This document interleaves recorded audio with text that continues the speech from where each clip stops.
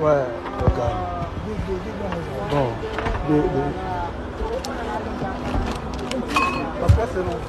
non, vidéo, on va nous. Ouais, d'accord.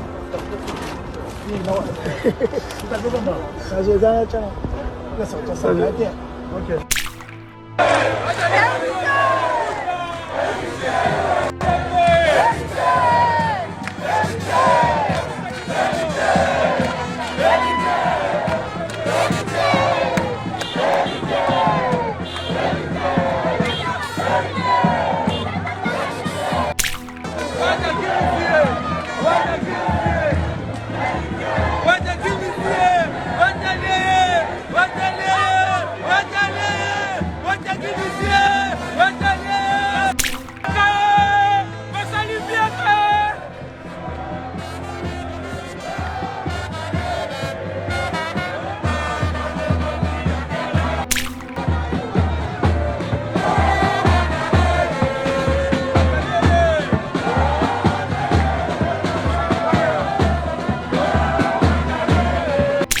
Francis Dibaya, Angola, tomoni engouement nenge héritier Watanabe la poule gabayambie na aéroport, tomoni ba fanatique nenge ba se mobiliser, tolinto yeba terrain kuna na Angola eza nenge nini? Voilà, c'était prévu déjà, c'était programmé après les stades. On va faire l'Angola quoi. Donc hier, l'artiste est arrivé à l'aéroport à partir de 17h50 quoi. Donc Angola déjà c'est une base et puis un grand merci na fanatique autour à se déplacer avec Baïgo et Ambabiso. Donc vraiment accueil les chaleureux, les images les a disponibles. Jour où Bino Boro presté, est-ce qu'il y a un slogan, est-ce que slogan il y a ba pune il y a redéplacer stade, tout y a redéplacer ma place, est-ce que loi n'a pas na slogan? Parce que les stades, c'était une grosse affaire. Il fallait qu'on ait un slogan. Okay. C'est pour cela qu'on avait dit on va déplacer les stades des martyrs. Donc, un grand merci d'abord à tous les publics qui se sont déplacés. Au stade, on a les gars qui bien. Engouement wana et salami parce que des artistes bakiti mukolo moko to ezala kinini, qu'est-ce qui s'est passé balobi toujours raba masolo que ba fanatique ya ba spiritas ba bundina ba villageois, est-ce que kozoka ezali, est-ce que pagay et salami na Luanda? C'est faux et archi faux, c'est faux et archi faux. Donc ezala geno biso Luanda la team wata Motolo ezala na Luanda maintes fois to le gabe monsieur to lo bagango déjà. Donc Luanda déjà est adopté héritier Watanabe na façon moi au salanate. Donc ils en étaient base na biso quoi, base na biso ezala koto. Donc c'est normal ba ya artiste na niveau wana. Luanda ndenge nini to mona atterrissage ya maestro. Ana Luanda pesi mwa boyi donc mabeza ya maestro. Mabeza ya maestro donc batembe betala donc mukolo mabele maestro Fabregas soki Luanda tombe to baloli ama mabele. Donc nina babaki ba tela pire nina kuna lakini tuso to Atlantique ko pire to kina to zo no kita sa. Oh. Babosa ba beta musique, babosa ba beta musique, ba cameraman na maestro Fabregas, ba filmer maestro Fabregas. Ba timé star za moko na Luanda awa maestro Fabregas. Banani bazo filmer, banani ba cameraman. Ne bato basala kene o mi benga soki na bi toto bato tembe na bité quoi. Donc na so bato so ba cameraman so pende. Balobi le producteur Paolo Tudilu a lobby hier a redémontré Fabregas na ebité. Alobi a redémontré Fabregas parce que mabele a loin des âmes mabele na ye, est-ce que zo bangi sabino te baloba ya Paolo Tudilu na été so qui m'a bien même panique au mettre ça na aéroport na sangote donc panique au mettre ça accueil ba yambi maestro na Angola donc il a fait m'a bien été travail dynastie bientôt, c'est-à-dire boulot na boulot kaka na tatouage de ça la passion à Gaulois le 24 juin la stade des martyrs et padre boulot dynastie oyo ne pas tatouage va servir polémique la vidéo ça la pas si fort. Autant les filets au service polémique, c'est pas encore fini, mais ici, c'est quand même fini. Boulot, kaka. Travail. Batu bayate, obanda bango mabe. Obanda bango mabe. Invitation au la ardoise. Mais avec divin, invitation en bois. Netika kabasali à mon Joseph Tata Moboko Léaïs. Grand menuisier. Invitation en carton. N'a pas follow nango. Jardin de Dieu. Invitation à boy. Bongo ya mukolo fait tilata mabe. Maison divine. A bon salibinote. A tchelibinote promotion. Congolais à Pamba. Maison divine. Balingambo kaboete. Vous êtes trop amoureux du pays. Wow! Given! Vous exagérez. On n'aime pas le pays comme ça. On n'aime pas le pays comme ça. Congolais solo. Happy birthday to you, Wina Fimpa. Nous te souhaitons que du bonheur, prospérité, longévité, succès, bonne santé. C'est ton tonton Jean-Cy Luonda, attitude égale respect. Voilà pourquoi affectueusement je salue la famille Fimpa, tonton Clovis Fimpa, maman Doris Fimpa. Je vous souhaite bonne année à tous et puis à toute la famille. Nous allons festoyer ensemble, j'ose croire, l'année prochaine. On va se voir en famille, en bonté.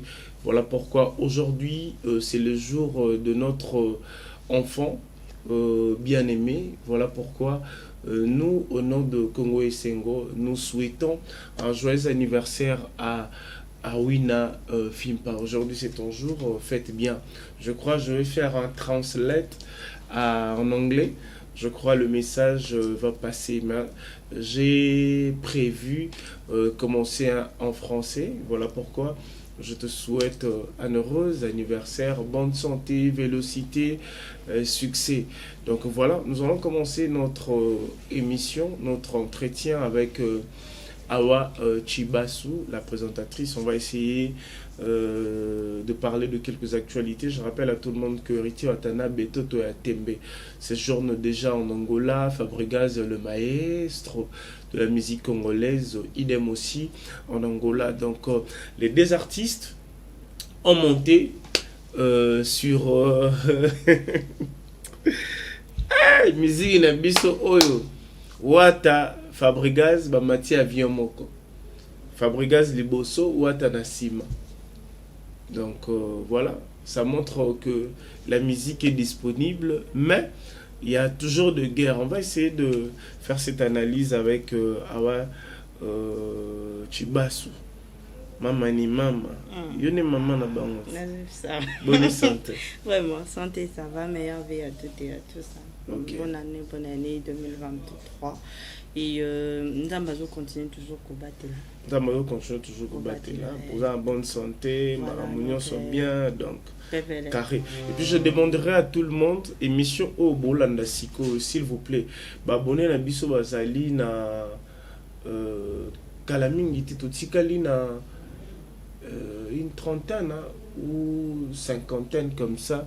Pour que ça dika la link à ton émission ezokota na YouTube malamon dika tout ça bon vraiment c'est important et pour ça influencer sur lobby ka bo dika ekomate ekokoma nango ekoki kokoma te ekokoma nango po bamsupe bako budea parce que yozana bato bako komisa ngo dika évidemment pour nga dana na bato yo siko évidemment que ndeto vandinga na bo dika pe ça ti pe na dika pe no bando bengo luonda batunanga bakoti kuna babenginga comme tout ça ndeni ni pour oyo comme le challenge défi ngana nana loko sala te batunanga ba se manifester ke batunanga tukanga na se manifester na part ya Awa Chibasu mama wengi ngala olinga siko boy batu o ba ko s'abonner na part ya Awa Chibasu ba kuma pena je me suis abonné voilà, de la part de Awa Chibasu voilà dans le commentaire batu o pe bon batunanga pe daba s'abonner mais ka pour na émission oyo donc je me suis abonné de la part de Jean-Cy Luonda. Awa Chibasu Jean-Cy Luonda to compter siko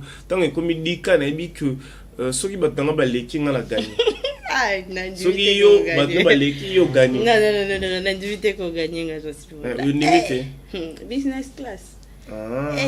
Ok, problème T. Awa Chibasu, héritier Watanabe, la Pulga Cosa Nostra, le Magma, Fabregas, le Maestro, Bamataki a via mon corps, la minute Bana Luanda, ba fanatique, ya Wata, Bazu Wata, ya Fabregas, Bazu Fabregas.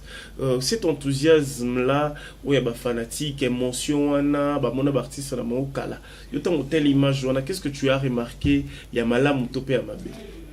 Et premièrement, je dirais merci d'avoir ensemble. Merci Penana Pepenga. Yo sigo maman wenge pour esprit au bana na bazana mwana pesa mini batunyo sote. Pour na esprit wana bena kotala héritier watana bena Fabregas bobanti avion moko. Déjà batumiso pour akobouder no mususu akobanga no matana auto sabu mais bazuno esprit wana no bamati la isika ke bala ba moko baka bandeko. Ya ka muziki ikenda bongo pesa mo ele. Pas kan kokolo. Ete ikenda bongo papa. Mo elengi wana yo yebi boka kama mo. Ah, bo pesa ka gu pesa elengi ze pena kenu. Bo pesa ka elengi moko wana et namoni bayambi wata makasi parce que pona yo na wata na Fabregas banan ba mingala linga omoni entretien na biso zala mona ngala poser ba question yo peut poser na question ou poser nga donc ça la donc déjà arrivé à wata na soir wata déjà batuna déjà babimaki donc bayambi déjà soir et après le lendemain c'est aujourd'hui que je viens de voir quelques images qu'on a reçu Fabregas métis noir na moi et je sais pas mais batunaye déjà bato hérité déjà bazari déjà prêt un course déjà depuis soir merci déjà na bangolais nyonso ba beno ya bande on a biso ba Fabregas et puis hérité watana bon continuer toujours ka koyamba bango bala musique na kati tamba bon ka posa elo mo be bon pe bazari na ndima te ke bon matisi ba podium mo ba beta la musique et ça on peut le te ba bon ba producteur na bango bande monter watazana Paolo Tudilo Fabregas puis azana producteur na bengande ya Paolo Tudilo ko mo sapi makamsula encore l'axe Fabregas que ngade Paolo Tudilo dango ngape na comprendre parce qu'il fallait pour tout producteur à ça la challenge nan de connaître producteur na collègue na yé comme na yé na musicien. Je te dis il faut faire très attention Paolo Tudilo, tu risques de perdre les artistes parce qu'à la base ce sont les artistes congolais. Ozomona yé fa chane bar na ba producteur ozomona parce que ayaki awa kin peut mêler peu ce que na moni akebimisa ba griffe na Luanda mais akeba pe melaka pe nani monsieur Igbi na file que je salue monsieur Igbi pas le là concert européen voilà producteur Paolo Tudilo donc akeba comme que mabe c'est que Paolo nde ba production ne comme que mabe donc abomisaka mama makamoko boya longola pe qui est voilà il veut trop apparaître que être voilà donc moi je demanderai à Paolo Tudilo baby aux producteurs au soutenaka les artistes kolingate aux alara place moko zana artiste nyonso parce que peut-être comportement oyo ozali ko afficher ces derniers temps peut-être zana artiste oyo ko proposer bango donc on a été ya lingara moi ba j'aime bon ba 12 bani parce que avant le producteur de l'événement de Fabregas na Luanda cette année c'était Paolo Tudilo donc après bina filé et ngezala Fabregas. Mais on n'a pas compris directement, échanger. Ayekin, Stade des Martyrs, Fabregas pas changé. Mais moi j'applaudis aussi les efforts de cet artiste parce que ma producteur peut bazali, bah mon que non. Que déjà Angola qui a alerté Fabregas devrait venir. Bah mon a changé. Producteur Moussous Payet. Mais Paolo Tudilo a parmi un producteur emblématique, il y a Luanda au Batbayebi. Et puis on dirait que Nandinga Mabete Fabregas peut être un producteur producteur fort. On est un conseil hein. Vous avez conseil vous remarquez combien de producteurs déjà? Oh déjà deuxième producteur. Non. Lenny Bidens. Lenny Bidens. Oh a bien un Gato Bidens. Et là on est troublant à il là. Na salle émission j'espère na Joe Star. Na posa une question na idée oyo ya kozwa Gato Bidens une évidence comme c'est Gato Bidens pour na nini tamsu pour babe banaka donc les lots soki susu toyoki ke na pas au tout dit le sous problème est commis mon repère mon ninga ta moi si so kinga lelo na bimala mtentel lobi na mtentel no yo tu na no awa pour pas moi la rane bara batima be yo rara mtu malamu yo ndeka moi si malamu mais on doit aussi se poser la question, est-ce que Lenny Bidance était le producteur de Fabregas ou bien ils collaboraient ensemble, parce que on sait que je sache Nabi que Lenny Bidance azalaka na label naie Fabregas pas azala label naie mais bah s'associe. S'il faut en fait je sais pas ils ont au peu bateau peu bateau la biso ceux qui peut baroquer aider biso oui bah Lenny Bidance il a produit Fabregas combien de fois est-ce que en termes de production événementielle est-ce que Lenny Bidance avait produit Fabregas ou bien ezalaki na mamakamoussous parce que on voit plus Lenny Bidance na musique que dans ma production publique et événementielle. Donc voilà, on sait que je sache. Mais Kobebana, oui, il faut autant la paix et côté Anani parce que Kobebana musique déjà bon bah mon normal parce que si ça tient pas, on laisse tomber. Hein. C'est comme ça, c'est naturel. Attends, on est tous en haut. Sauf que s'imiter carrément. Donc si ko batunde ba ko interpréter en haut. Awachibasu, on va essayer d'appeler to bien bateau bazan Angola tu bah qu'est-ce qui se passe parce que tout le monde a ba image je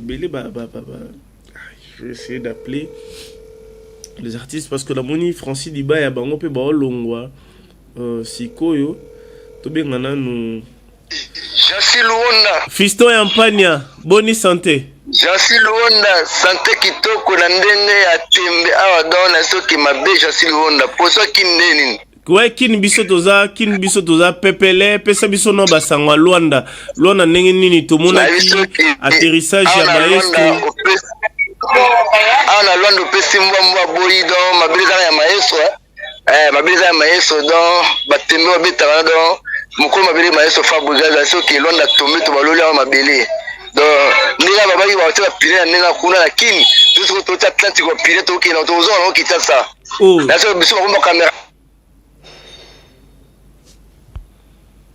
Allô?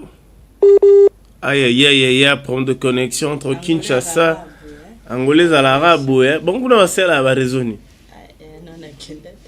Aïe. Comprenez que nous appelons depuis l'Angola. Il y a un problème de connexion. Biso a connexion qui toko. Mais Angola, n'a évité qu'est-ce qui se passe. Ah, tu vas sous Zoyoka. Kotope, mamba pine quel soukuna. Mais n'engue yozo monela. So il Fabregas a beti, ou a ta beti, non on s'appelle.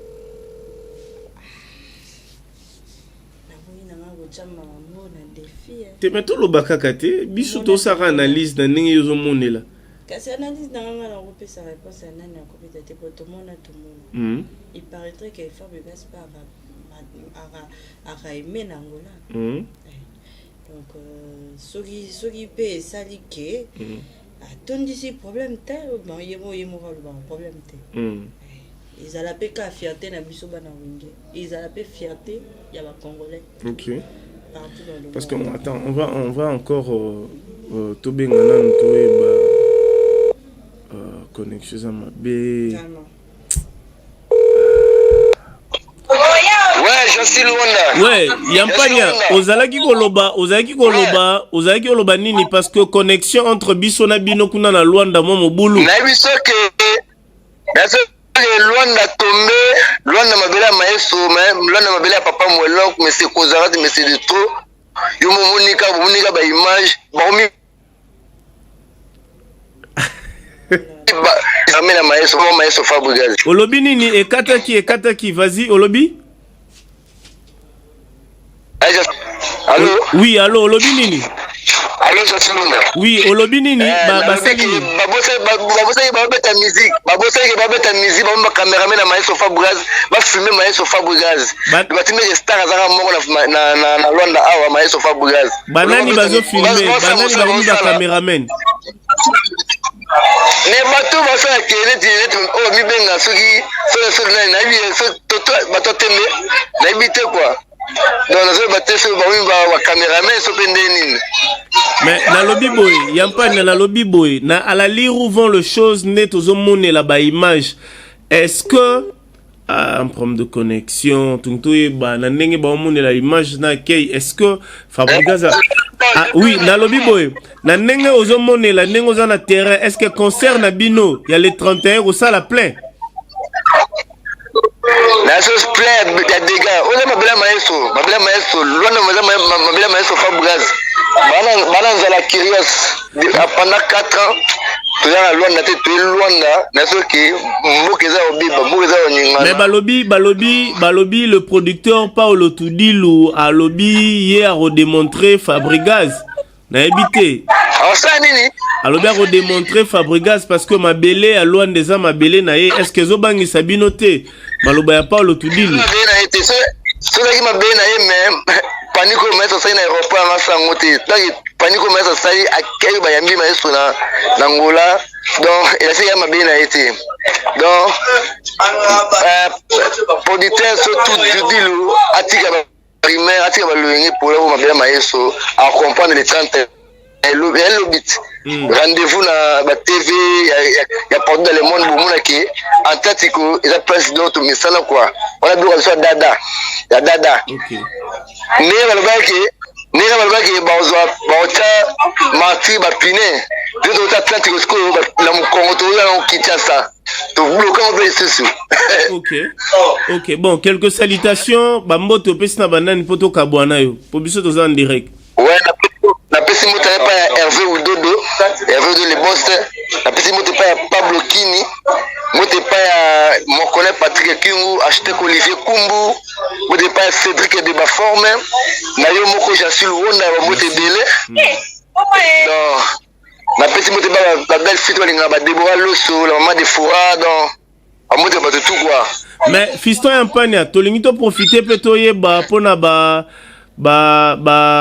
hommage ya grand prêtre Pépé Calé yoza mwana naye bo organiser année au 2023 neto côté yango bo organiser nini pona ba gerbe de fleurs ya sika ouais maman père na ngai 2023 ba ko sa 25 na mabele on sera ba konzambuka tout eza date ya kusi 25 ans mabele to sera toujours ka ba puis ba modele bino ba jasil wona bozana moi donc pour la idée ngeza ki na kana bete soirée de gala atana wapi na Rotana na bi ki to na ba grand prêtre na Congo ba zedele après ko ta loi na bi ki to solango bien OK olobi eza mu kolonini jour père akufa ki eza na février non le 28 novembre. Ah, le 28 novembre. Ah, 2023. Le 28 novembre. OK. OK. Donc, et ça a un plaisir fort. Par contre, partout dans le mystère, tout. On a dit que nous avons visité. Pour la soirée, on est à la soirée, et qu'il y a quoi. OK. Merci beaucoup, Fiston et Ampania. Donc, voilà. Donc, c'est les fils... de Pépé Calé Yampania, qui était un grand chanteur de la République démocratique du Congo. Son fils joue chez Fabregas Maestro. Pour l'instant, les artistes sont à Luanda. Maman Nabango, Maman Wenge, Makambo Nezo Kendelele. Ozo mona ngonde nini tala ne ba artiste bazo réagir. J'assure. Baby, la famille sori bana mibali boyokana te papa apesaka foti na mama nazoganga bozonga kana te nalobi boye est-ce que soki Fabregas atondisi Angola nde komika ya Angola eza ya yeye moko oyo kuna lobaki bapine akomema soki stade amema soki peye pe Fabregas amema soki Angola na mokongo aya nango ana kin aya na Atletico nakosepela oyo yamba ndeko na biso oyo na plateau oyo vraiment abandela malobo eza maloba oyo eza message te yo mpona yo faire message za ndene non c'est-à-dire quoi ete ndeko na biso Fabregas toza na ye na Angola toye kobeta musique na biso na part na biso ndenge tolobaki tolaraki bangolaise na bangolais tout que tobeta musique na biso tokosepelisa ba villageois na ba villageoises.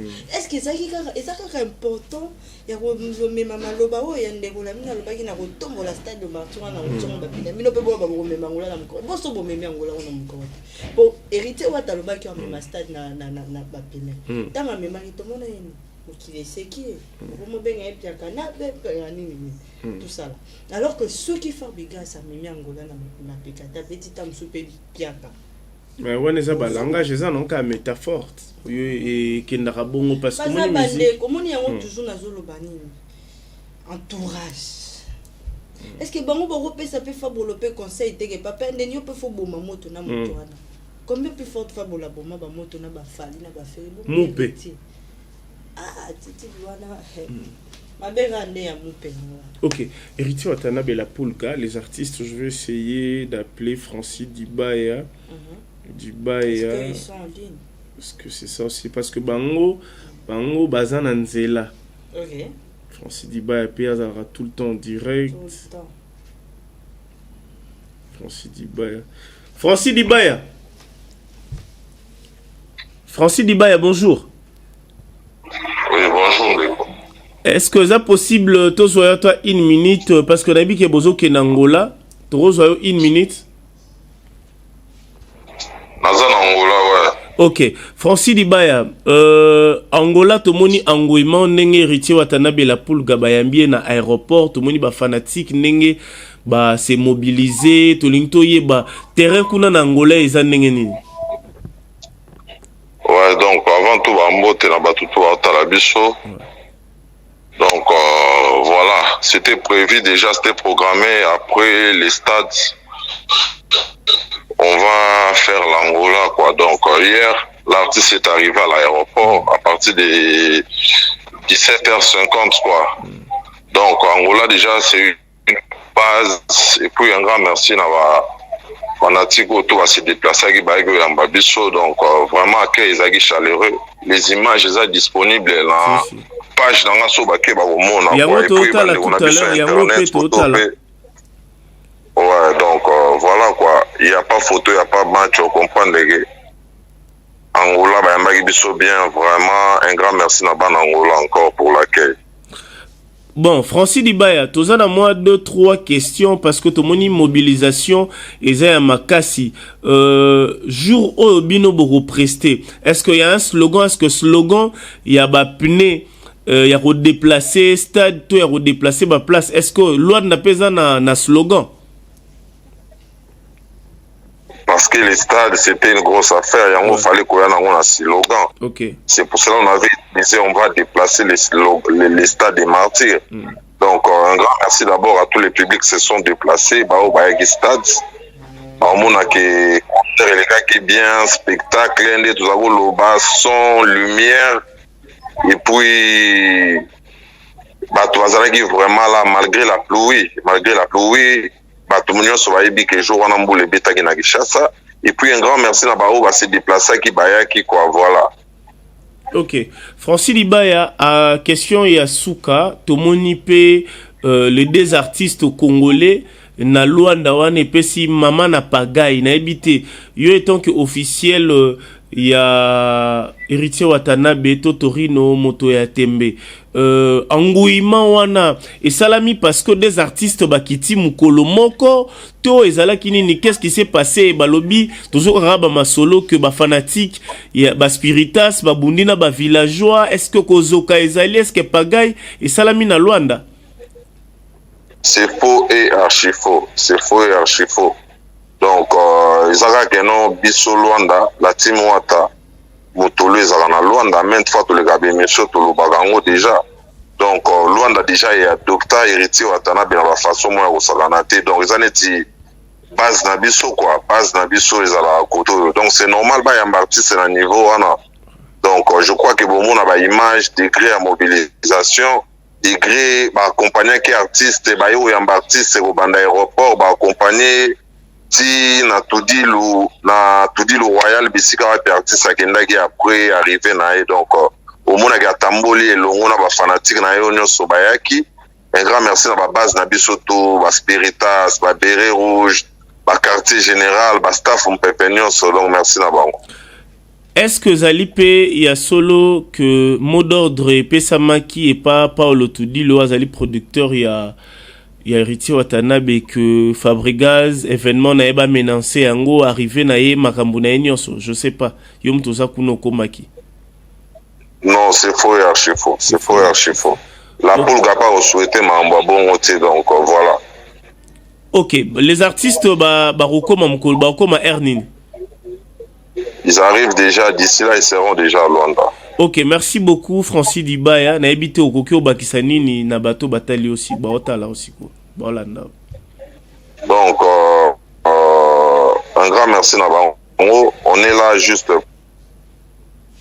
La production qu'on va faire ce dimanche, le 1er, dans espace tout dit le show, ils avaient juste bon, on a Jumbo. Donc, Togo Tanawana, on a bien que c'est pas dans Luanda, Nyonso.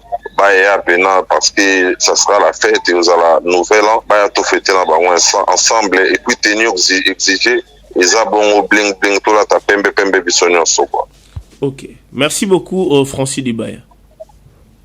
Ouais, merci, c'est à moi de te remercier. Ok. Le message est passé, donc blanc le 1er, le 25 tout fêter une héritier na Noël, le 1er na Luanda. Événement pays ali susu alati bango sous bling bling na Luanda slogan zate slogan zaki mingi pour la stade des martyrs. Réaction à Francis Dibaya, comment tu as trouvé? Déjà la PCI longo naza pena sage. C'est un homme sage. Quand il répond, je comprends que c'est un homme qui répond. Okay. Et naïvi peut-être internet Holanda peut-être avoir comment on soit peu pas. Balandi deux personnes dans kata. De on a biso moro ya déjà utopé ça message na. De on a biso ya porte-parole Francis Dibaya utopé ça message. Est-ce que bino moro de goyo comment là? Calme posé azo répondre à l'obité qui to ko buka ngolé comment ya biso et ko sala besoin ça non. Musique pegenda bongoté.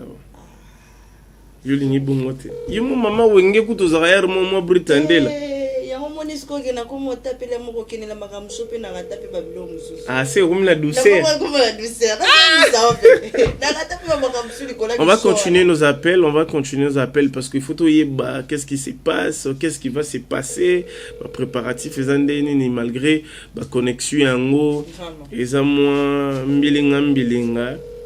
Aïe, au moins on peut kuna yambi mais côté zo sonné kaka. Voilà. OK. Le Karmapa, le prince de la rumba. Alors tu boire générique.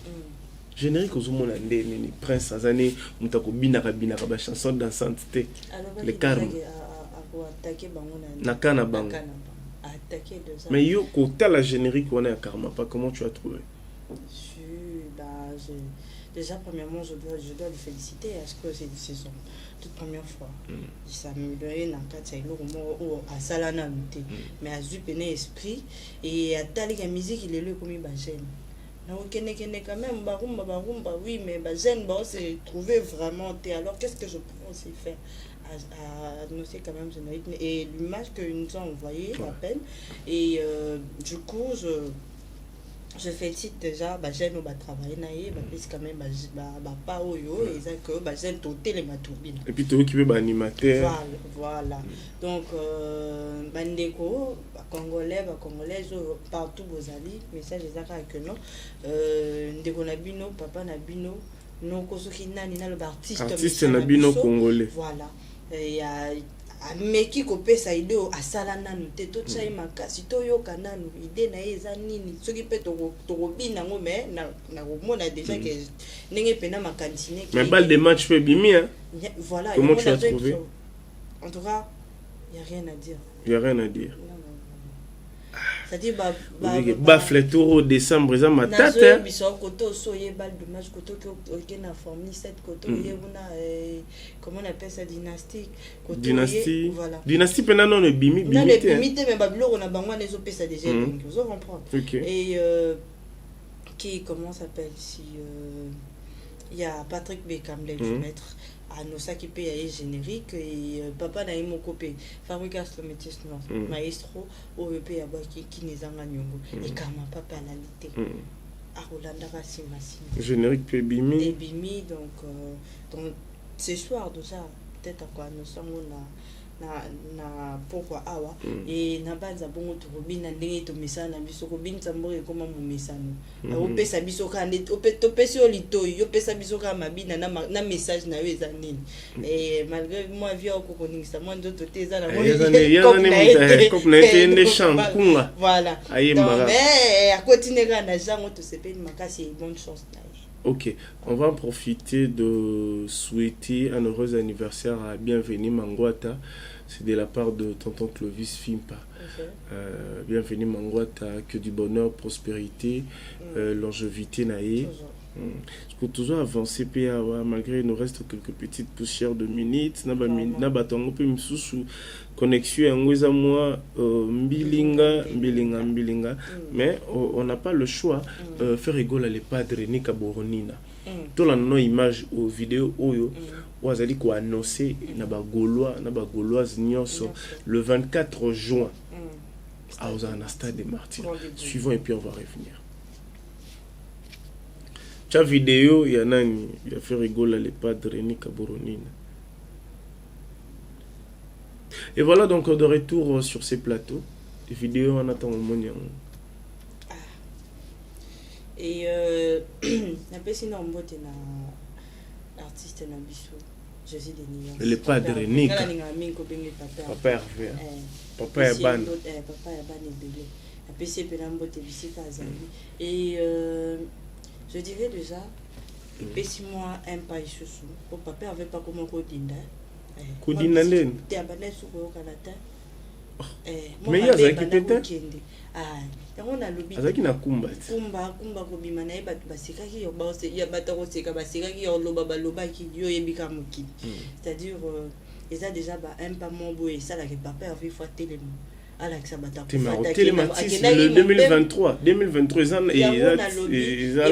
mais au mois de juin et ça me dit que papa avait abandi message déjà avant c'est qui veut dire que il va vraiment se préparer à couper sa temps et si ko ba koraki te ba tenga misi ya bonsala na ba sponsor pe ba ya déjà baluka déjà ndeni donc c'est un peu ça donc déjà ceux qui papa va comment a commis déjà ko zora ba idée moko pe so ka nga sali kamne déjà du mois temps c'est que déjà entourage makamusu comme bon un peu le rebanda ko bon maman papa avait équipé entourage et voilà peneza isa oyo ngai pena na constat donc na pesi bagolo na bagolo zinyo so mbote nga pena mama wengia wa chibasu na ninga rabino mingi et boke no soutenir papa Hervé bozanga te botoni sa stade wana bo mema ngoso indeni nde bo mesana bo mema pona yo baba c'est la slogan neti bagolo ba gladiateur c'est la slogan parce que trésor kongola bien otambola ni tambo na mutakala na mulaino sa zana so ka tambolité po marka uzaloba na komi diembika na tango ba tana ba beta tango artiste la biso fali pour ba beta ami diembika abimaki te non na sengi na slogan mon roi Tesla na lobby trésor kongola ba otambola penza mutakala yango na lobby soki siko to yo cheke trésor mulai bo bata milai nde na zo bisa mpara pena paralora trésor a telemi boye mais okim sabana ouais tolo mokuna donc wana pe ba baroye ba soki ezali to ezarate bino pe bolinga kotala te na zo bisa to ya pe kana ba camera ndetinga bwena ozana nga na stade Congo est un autozala na biso nyoso tozo ba image trésor congolais va bien ba ko tamula muta to ya na ngona image to zala na mais est-ce que s'il faut proposer slogan au papa Hervé le padre Nika wako kiko kozana ngo pour ba retourner qui ba tout ba redémarrer qui héritier ko chabapine et puis ko kelena ngo yo dira ça silence t'es jusqu'au proposer qu'est-ce que le gars m'a dit non papa Hervé yo lobabo comment qui ça sont consacrés et proposer ko zo pe que awam ta lobara elo mo bo pesi eh yanga lelo ne mo bo ça batu ta binika ko ibiko la sala matika bino yeba te mais bon wana pezara image mais ko loba zomona asa na stade nini soka balusa soka sa nini pona zo banga la mona zo banga na yeba ka papa aveta mazala parce que lelo na ko chape boy ki sasa pe finginga awa wana ganga ki alobaki yo papa ava balusa stade sko ya ko balusa wana sko Ridi Bonteke yo pona yo faire ego la pe sa slogan nini pona stade de Martyrs le 24 juin parce que ko redémarrer to yoga yango ko retourner. Nous sommes dans la possibilité de réagir. Il y a les appels au DG Mokota. Awachibasu, Ridi Bonteke qui est derrière la caméra. Bagolo, gladiateur, balanda aussi Koyoza Mama Wenge. Proposer slogan au papa Hervé, faire rigoler les padres, Bataring, Nika Boroni, Napalzoria, les padres, Moto Ayambo, figure emblématique de la musique congolaise, un artiste totémique, le 24 décembre. Et le 24 juin, Gladiator. Non, mon abotement la juin. Moi, je suis né le 11 juin. Ferrigo la jouera le 24 juin. Peut-être que tu seras l'invité spécial de. Qu'est-ce que tu proposes? Proposer Nini? Déjà, na repé ça se longa mon repos na bangolo na bangolo zito. Na tant que tu vas sur maman wingi. Na pesi bon nous sommes botte bisika baza. Vas-y. Déjà, papa avait fait périfier stade wana. Mabe nyonso ezali na kata stade wana. Alongoli masumu nyonso. Ayena ki bonzambe yaza Jésus. Jésus. Donc si je comprends très bien, slogan au proposé na ba gladiateur, ba gaulois faire rigola et ça la ba purifier stade des martyrs. Ils vont purifier stade. Bogard de la presse. Stade des martyrs il y a le 24, slogan la mo ezali ko purifier stade des martyrs. Voilà. Et ils n'ont rien à faire comme les gens ont déjà même stade. Quand on dit ça, lui il est venu juste pour purifier parce que lui on l'appelle Jésus des nuits. Donc salité tout et tu as un stade et kundamaki. Papa avait venu pour purifier le stade de Martyrs. Merci à Wachiba, on est à la fin de notre entretien. Urolobani na bato nyoso batali aussi quelques salutations.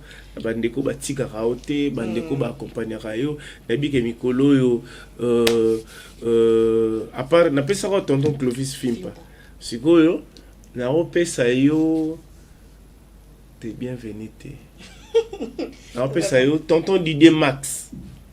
Oh, tonton Didier Max. Pesa Mbote, il part en Londres, tonton Didier Max. Ah, mais nga pena mboka na ningo kinende Londres. Ah, na lobby mambe OK. Te na bi pesa Mbote.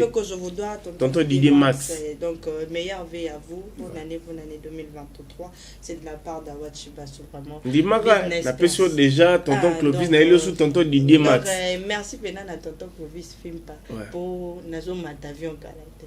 Oli mamba avion toi nazo kende papa. Msala na ngai. Yo faut ono yoka OK no kano.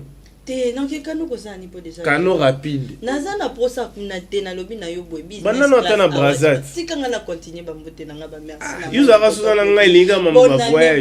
Bonne année na tonton Clovis Fimpa en tout cas et na maman Doris. Maman Doris Fimpa en tout cas. Et bonne année à ma famille, à ma grande sœur chérie Fatou Monga Denewade, à Idio Monga Denewade, Mariam Chibasu et Sylvanie Moulanga Mamouri tout mère à petit Bengela père à petit Patrick et Kenda Bateti Kala. Siko na bi boye. Tant le bi tonton Clovis, maman Doris Fimpa. Aujourd'hui c'est l'anniversaire de leur enfant. Voilà. Moi on a bango.